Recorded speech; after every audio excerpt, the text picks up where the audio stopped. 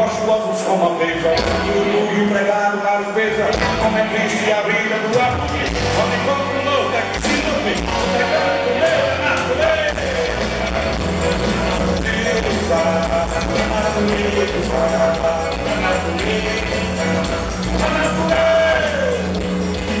A abelha por dentro foi amestrada, a ver o processo todo.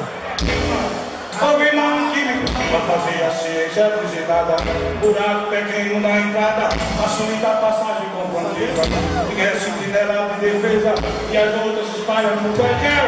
Resolvido sem dar quase zero. É claro que ele tá na política.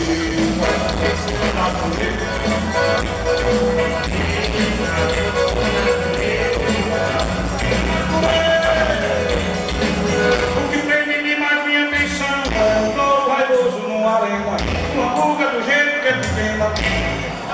Um leão, dele muda a posição, a coçar-se de peça, tá embolando.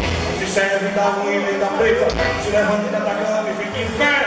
Tudo isso correndo quanto é, poderosa e suprema natureza.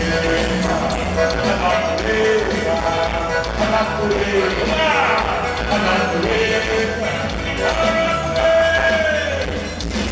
Admiro demais o beija-flor que com medo da cobra inimiga só constrói o seu ninho na ortiga, recebendo missão do Criador.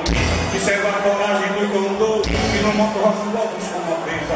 No burro pregado na limpeza, como é triste a vida do aprendiz. Onde encontra o nosso é que se nutre, onde é grande o